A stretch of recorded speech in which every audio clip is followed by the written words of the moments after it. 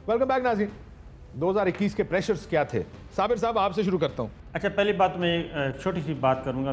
पिछली जो सेगमेंट में हो रही थी, तकसीम होनी चाहिए, और अगर तकसीम नहीं होगी, डिफरेंस ऑफ ओपिनियन नहीं होगा, हम अपनी अपनी बात अपने अपने तरीके से नहीं करेंगे, तो इसका मतलब है हम भी मोनोपोलिस्ट हैं। और अगर कोई नौजवान आ रहा है और लोग उसको सुन रहे हैं, तो ये तो फिर मशरूम ग्रोथ हो रही है, तो ये तो फिर हमारी अपनी नाअहली है ना कि वो लोग क्यों उनको पजीराई मिल रही है। ये तो फिर हमें अपने गिरेबान में भी झांकना चाहिए सीनियर्स को कि ऐसा क्यों है। और दूसरा, सहाफ़त को सहाफ़त के अंदाज में चलाएंगे तो कोई अखबार चलेगा, कोई टेलीविज़न चलेगा, और अगर उसको कोई ये समझता है कि वो महज कारोबारी मफाद के लिए, तो वो कोई नहीं चलता।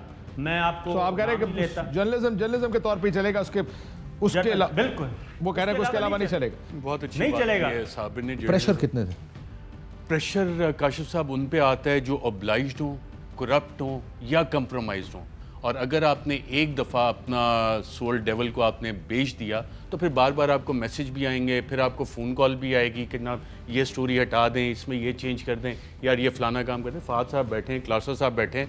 अगर आपने ये आदत नहीं डाली तो आपके ऊपर कोई प्रेशर नहीं आएगा। मार्केट में सबको सबका पता होता है कि कौन किसका क्या माइंडसेट है। मेरे ऊपर अगर प्रेशर आएगा, कोई रोकने की कोशिश करेगा, मेरे पास 10 फोरम्स हैं। स्टोरी और फैक्ट आज के दौर में आप नहीं रोक सकते। आपको as a journalist, if you have the facts, no one can pressurise you unless आप ऑब्लाइज्ड हो, करप्ट हो या कंप्रोमाइज हो। आप आते डालेंगे तो आपके ऊपर सेंसरशिप। जहाँ तक ये बात आ जाती है ना, प्रोपेगेंडा हर दौर में होता है। रूफ क्लासा साहब ने बहुत अच्छी मिसालें दी। बिल्कुल ये काम हो रहा है, लेकिन हर दौर में होता है। लेकिन आपके पास मिसालें हैं वाटर गेट की। जब फैक्ट्स लेके आता है ना कोई सहाफ़ी, तो उसके बाद सारा आपका प्रोपेगेंडा साइड पे हो जाता है। जब रियलिटी कैचअप करती है, सारा प्रोपेगेंडा साइड पे हो जाता है। लोगों को फिर समझ नहीं आती यार अब इसका करना क्या है। वियतनाम पेपर्स, न्यूयॉर्क टाइम पे यूएस सुप्रीम कोर्ट ने पाबंदी लगाई, वॉशिंगटन पोस्ट पब्लिश्ड इट।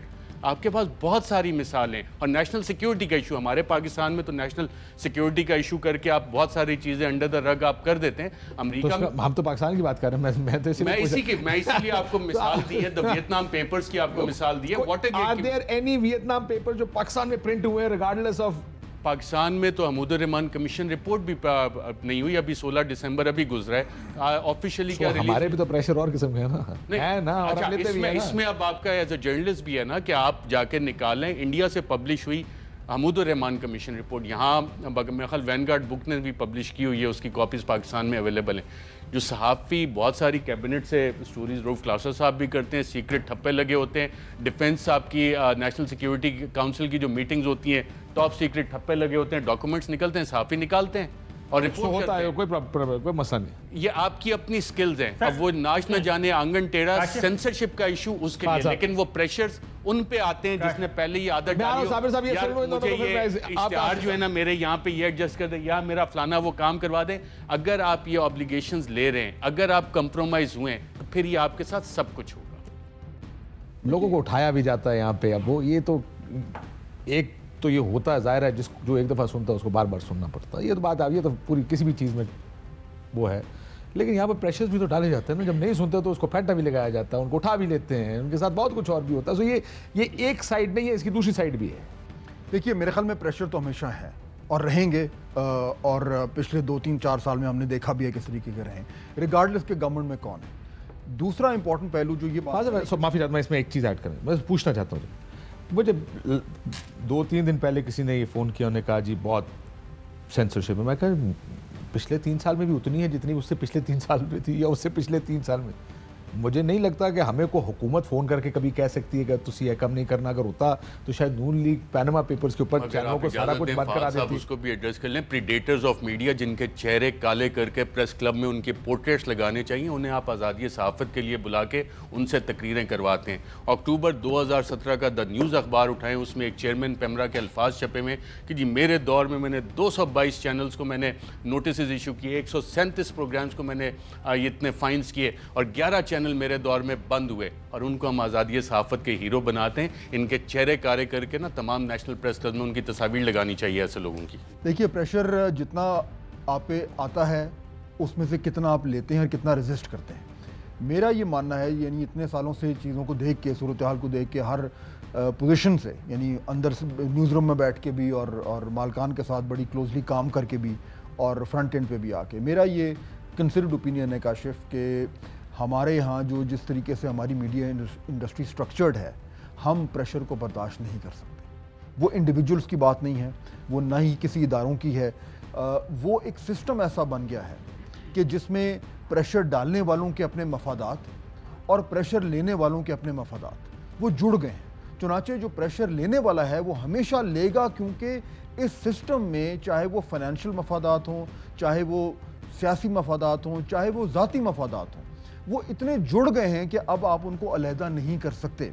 आप किसी कानून के तहत उनको अलहदा नहीं कर सकते, और ना ही आप किसी बहुत बड़ी एक आज़ादी सहाफ़त की एक तहरीक चला के उन्हें अलहदा कर सकते हैं। ये सिस्टम जो है वो इंटरट्वाइन हो गया है, ये ऐसा ही चलेगा। पिछले 5, 6, 7 साल में जो ये हमारा एकदम एक डिवीज़न आया है, उसमें इतनी पेनिट्रेशन हो गई है इदारों की, हुकूमतों की, सियासी जमातों की, जर्नलिस्ट की, मालकान की, कि वो उसको अब अलहदा करना मुश्किल नहीं है, नामुमकिन है। मैं क्यों कह रहा हूँ?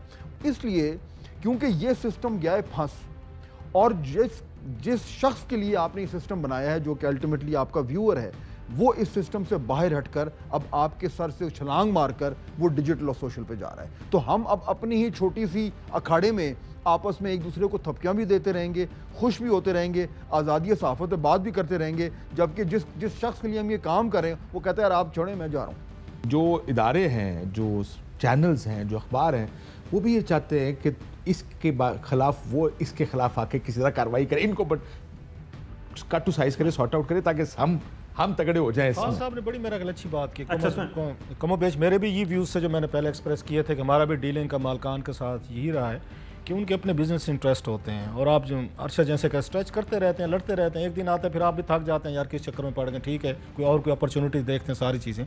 एक चीज़ ज़रा इन व्यूअर से भी पूछा जा सकता है, हम तो सारे वो चार्ज एज गिल्टी हो गए, ये जो करोड़ों लोग बैठे हुए हैं, ये भी आके उन्हीं लोगों को सुनना चाहते हैं जो उनकी मर्जी की गुफ्तगू करें। आप ये मानते हैं? बिल्कुल मानते हैं। आपके कल्ट बन चुके हैं, ये पॉलिटिकल पार्टीज नहीं रहेगी। उन्होंने यहाँ लीडरशिप के नाम पे जमहूरियत किस चीज़ के लिए आई थी, दुनिया में क्यों इंट्रोड्यूस कराई थी? उस वक्त ये कंसेप्ट था kings can do no wrong. उन्होंने आके कहा नहीं, जब king can also do wrong, और उसको भी चैलेंज किया जा सकता है, उसको भी अकाउंटेबल किया जा सकता है, उसको भी हटाया जा सकता है, उससे भी क्वेश्चनिंग हो सकती है, और उसके बाद आपकी जमहूरियत आई, फिर इंस्टीट्यूशंस बन के, उनमें से मीडिया भी एक था। ये दोबारा बादशाहत की तरफ चला गया हमारा मुल्क। ये जमहूरियत नहीं है, ये अपनी पार्टीज में इनको देख लें, कोई इलेक्शंस नहीं है, किसी को जरूरत नहीं है, गॉडफादर ये व्यूअर वाली बात पे दोबारा है जरा, व्यूअर वाली जो बात कर रहे हैं, अगर आप ये भी अगर व्यूअर खड़ा हो राइट के लिए तो जर्नलिस्ट के लिए आसान हो जाएगा खड़ा होना राइट के लिए। यहाँ पर मसला ये है कि वो अच्छा, मैंने वो अपनी विंडिकेशन ऑफ व्यूज मांगता है लोगों से। अब मैंने अगर उनके आके पसंदीदा लीडर कल्ट कहूँगा, मैं तो इनको ये कहूँगा लीडरशिप तो रहे नहीं, कि जमहूरी लोग तो ये है नहीं, सबसे बड़े डिक्टेटर हैं जो अरशद ने बात की। इनके लहजे देखें, गुफ्तगू देखें, अब थोड़ा सा क्वेश्चन कर लें, सोशल टीम में पेड उन्होंने बंदे रखे हुए हैं, वो उसके बाद आपको बोलने नहीं देंगे। तो मेरा इसमें सिंपल सा एक व्यू है, आपने अपनी लीडरशिप को बना दिया नौज बिला, एक इतना महान बना दिया, महात्मा बना दिया है कि उस पर बात ही नहीं हो सकती। अगर आपने बात की है तो उसकी गुस्ताखी होगी या ब्लास्फेमी होगी, और ब्लास्फेमी की फिर आपको पता है क्या सजा है। आपका व्यूअर जो है मादरत के साथ ये पॉलिटिकली उतना ही, मैं कहूँगा अगर थोड़ा सख्त लफ्ज होगा हमारे बारे में, पॉलिटिकली उतने करप्ट हो चुका है जितना आगे मीडिया को कहते हैं।